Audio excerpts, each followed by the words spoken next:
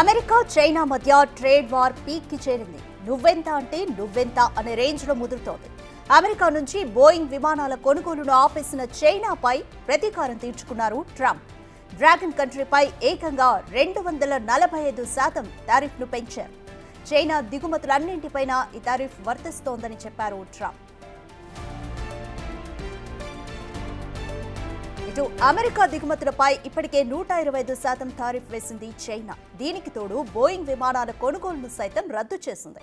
విమానాల తయారీకి ఉపయోగించే విడి భాగాలను సైతం అమెరికా నుంచి కొనొద్దని ఏవియేషన్ ను హెచ్చరించారు జీ జిన్పింగ్. దీనికి తోడు అరుదైన 6 ఖనిజాలు, అయస్కాంతాలను అమెరికాకు ఎగుమతిపైన బ్యాన్ విధించారు. ఈ చర్యలతో ట్రంప్ మరింత రెచ్చిపోయారు.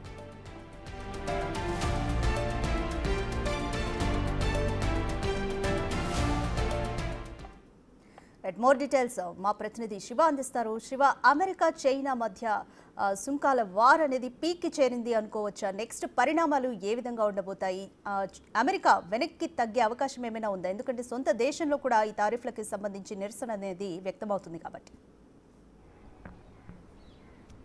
రైట్, టారిఫ్లకు సంబంధించి ప్రపంచవ్యాప్తంగా ఇటు ఐరోపా, ఆసియా దేశాలపై టారిఫ్ల ప్రభావం పడింది. దాంట్లో ముందుగా అటు భారత్పై 26% విధించిన నేపథ్యంలో ఆ సందర్భంలో చైనా పైన 34% టారిఫ్ను విధించారు. అది పెరుగుతూ గత వారానికి చూసుకుంటే 145% సుంకాల పెంపు అనేది చేసింది.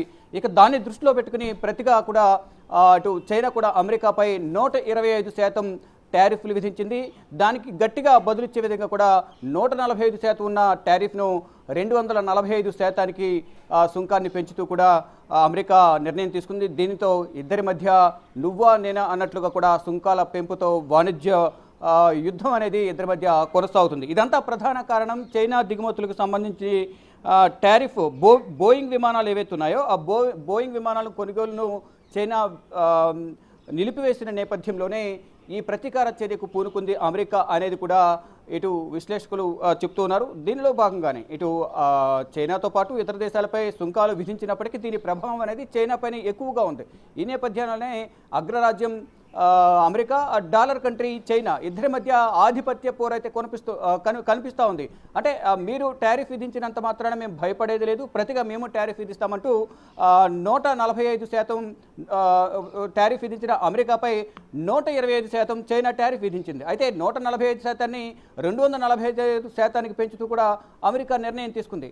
అయినప్పటికీ కూడా మేము భయపడే ప్రసక్తి లేదు, ముందుకు వెళ్ళి పోరాడతాం తప్ప వెనక్కి తగ్గే పరిస్థితి అయితే లేదంటూ కూడా చైనా చెబుతుంది. దీనిలో భాగంగా ఈ టారిఫ్ యుద్ధంలో అందరూ చైనాకు మద్దతు తెలపాలి, అమెరికాకు వ్యతిరేకంగా అంటూ కూడా ఇటు భారత్తో పాటు ఇతర దేశాల్లో మద్దతు కూడగట్టే ప్రయత్నంలో చైనా ఉంది. దానిలో భాగంగానే 2025 జనవరి 1 నుంచి ఏప్రిల్ 9 వరకు వీసాల మంజూరు అనేది ఎక్కువగా జరిగింది. భారత్కు సంబంధించి 85,000 మందికి వీసాలు మంజూరు చేశారు. అంటే అక్కడ చైనాలో ఉండేందుకు కానీ అక్కడ ఉద్యోగాలు చేసుకునేందుకు, విద్యను అభ్యసించేందుకు, వివిధ రకాలుగా అక్కడ స్థిరపడేందుకు భారత్కు సంబంధించిన ఇటు భారత్కు ప్రజలకు అక్కడ 85,000 వీసాలను కూడా మంజూరు చేసింది. ఇక దీనికి భిన్నంగా గతంలో మనం చూసుకుంటే అమెరికా అధ్యక్షుడిగా డొనాల్డ్ ట్రంప్ రెండవసారి అధ్యక్ష బాధ్యతలు చేపట్టిన తర్వాత ఇటు ప్రపంచ దేశాలకు సంబంధించిన ప్రజలపైన పగ తీర్చుకునే విధంగా అక్కడ అక్రమ వలసల పేరుతో వారందరూ కూడా వారి దేశాలకు తిరిగి వెళ్ళిపోవాలని చెప్పడం ఒకటి, మరోవైపు H1B visa, L1B visa auto renewal రద్దు చేయడం,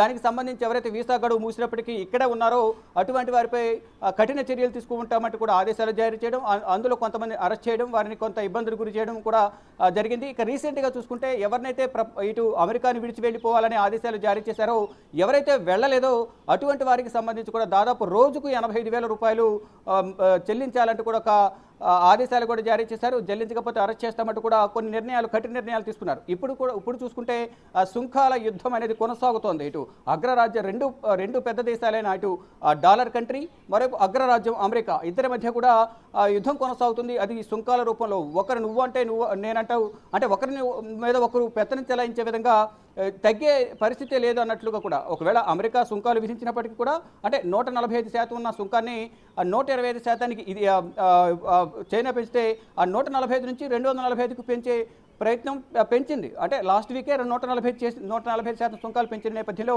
ఇటు ప్రతిగా చైనా కూడా 125% పెంచింది అమెరికా పైన. ఇటు అమెరికా ప్రతీకార చర్యగా 240% పెంచింది. దీని ద్వారా అమెరికాకు ఆదాయం పెరుగుతుంది, చైనాకు ఆదాయం తగ్గుతుంది. ఈ నేపథ్యంలోనే మేము కూడా వెనక్కి తగ్గేది లేదు, మీరు సుంకాలు పెంచితే మేము కూడా సుంకాలు పెంచుతామంటూ కూడా ధీటుగా ఎదురు తిరిగే ప్రయత్నం చేసింది. దాంట్లో మద్దతు కూడగట్టే ప్రయత్నంలో భాగంగానే ఇటు భారత్కు వీసాలు మంజూరు చేస్తూ కూడా మరింత